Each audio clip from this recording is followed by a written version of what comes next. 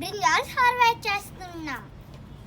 మేము ఈ thermocol బాక్సెస్లో, water can కప్స్లో, green బ్యాగ్స్లో వేసుకున్నాము బ్రింజాల్స్.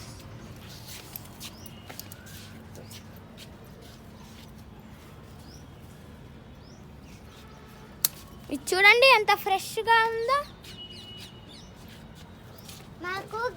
మాకు గ్రీన్ బ్రింజాల్స్ కూడా కాస్తున్నాయి. దీనికి చాలా ముళ్ళులు ఉన్నాయి, అందుకని జాగ్రత్తగా కట్ చేయాలి.